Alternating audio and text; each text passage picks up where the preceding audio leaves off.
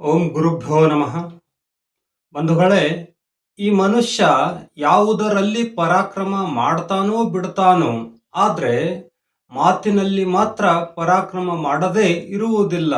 ಅದರಲ್ಲಿಯೂ ಕೆಲವೊಬ್ಬರು ಹೇಗೆ ಅಂದ್ರೆ, ಮನೆಯಲ್ಲಿ ಮತ್ತು ಮೈಯಲ್ಲಿ ಏನಿರುತ್ತೋ ಇಲ್ವೋ ಅದು ಗೊತ್ತಿರಲ್ಲ, ಆದ್ರೂ ಕೂಡ ಮುಗಿಲೆತ್ತರದ ಮಾತನ್ನ ಮಾತ್ರ ಹೇಳಲು ತಪ್ಪುವುದಿಲ್ಲ. ವಿಶೇಷ ಏನು ಅಂದ್ರೆ, ಅಂತಹ ಮಾತುಗಳನ್ನ ಮರುಕ್ಷಣನೇ ಮರು ದಿನಾನೇ ಮರೆತು ಹೋಗಿರುತ್ತಾರೆ ಅಥವಾ ಆಡಿದ ಮಾತನ್ನ ಬದಲಿಸ್ತಿರುತ್ತಾರೆ.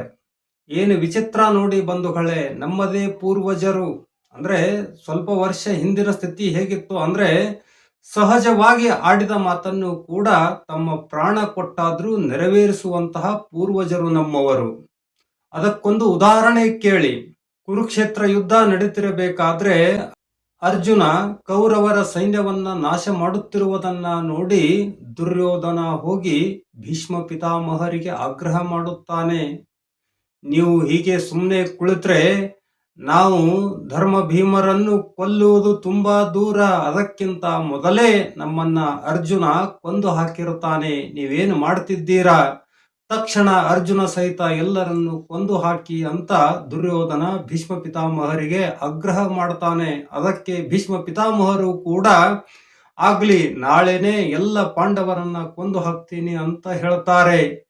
ಇದು ಪಾಂಚಾಲಿಗೆ ಗುರುತಾಗುತ್ತೆ. ದ್ರೌಪದಿಗೆ ಗುರುತಾದ ತಕ್ಷಣ ಆಕೆ ಕೃಷ್ಣನ ಹತ್ರ ಹೋಗ್ತಾಳೆ.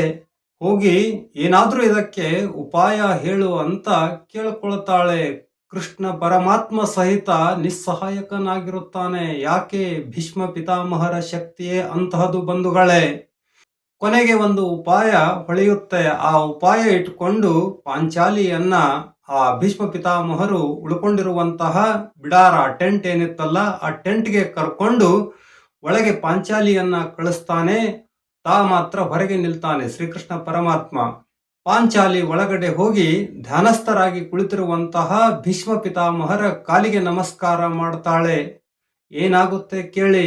ಅದೇ ಸ್ವಲ್ಪ ಹೊತ್ತಿನ ಮುಂಚೆಯೇ ದುರ್ಯೋಧನ ಬಂದು ಹೋಗಿರ್ತಾನೆ. ಬಹುಶಃ ದುರ್ಯೋಧನನ ಪತ್ನಿಯೇ ಬಂದಿರಬೇಕೆಂದು ಭೀಷ್ಮ ಪಿತಾಮಹರು ಕಣ್ಣು ಮುಚ್ಚಿ ಧ್ಯಾನಸ್ಥ ಸ್ಥಿತಿಯಲ್ಲಿಯೇ ಆಕೆಗೆ ಆಶೀರ್ವಾದ ಮಾಡ್ತಾರೆ, ದೀರ್ಘ ಸುಮಂಗಲಿ ಭವ ಅಂತ. ಆಗ ಪಾಂಚಾಲಿ ಅಂತಾಳೆ, ಏನು ಪಿತಾಮಹ, ಒಂದು ಕಡೆ ನನ್ನ ಗಂಡಂದಿರನ್ನ ಕೊಲ್ಲುವ ವಚನ ತಗೊಳ್ತೀರಾ, ವಚನ ಮಾಡ್ತೀರಾ, ಪ್ರತಿಜ್ಞೆ ಮಾಡ್ತೀರಾ, ಇನ್ನೊಂದು ಕಡೆ ನನಗೆ ದೀರ್ಘ ಸುಮಂಗಲಿ ಭವ ಅಂತ ಹಾರೈಸ್ತೀರಾ ಅಂತ ಕೇಳ್ತಾಳೆ. ಆಗ ಭೀಷ್ಮ ಪಿತಾಮಹರ ಮುಂದೆ ಧರ್ಮ ಸಂಕಟ ಬರುತ್ತೆ. ಆದ್ರೂ ಕೂಡ ಅವರು ಹೇಳ್ತಾರೆ, ನಾನಾಡಿದ ಮಾತನ್ನ ಯಾವತ್ತೂ ಸುಳ್ಳು ಮಾಡಲು ಬಿಡಲ್ಲ, ಮಾಡಿದ ಪ್ರತಿಜ್ಞೆಯೂ ಕೂಡ ಸುಳ್ಳಾಗಲು ಕೂಡ ನಾನು ಬಿಡಲ್ಲ. ನಾ ಸಾಯುವ ರೀತಿಯನ್ನ ತಮಗೆ ಹೇಳಬಲ್ಲೆ, ಆ ರೀತಿಯನ್ನ ಉಪಯೋಗಿಸಿ ನೀವು ನನ್ನನ್ನು ಕೊಲ್ಲಬಹುದು. ನಾ ಮಾತ್ರ ನನ್ನ ಮಾತನ್ನ, ನನ್ನ ಪ್ರತಿಜ್ಞೆಯನ್ನ ಹಿಂದೆ ತೆಗೆದುಕೊಳ್ಳುವುದಿಲ್ಲ ಅಂತ ಪಾಂಚಾಲಿ ಮತ್ತು ಶ್ರೀಕೃಷ್ಣರಿಗೆ ತಾವು ಸಾಯುವ ರೀತಿಯನ್ನೇ ಹೇಳಿಕೊಡುತ್ತಾರೆ ಇಬ್ಬರಿಗೆ.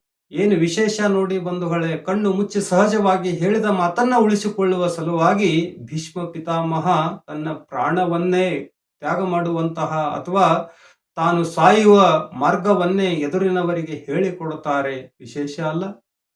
ಈಗ ನೋಡಿ ಹೇಗಿದೆ.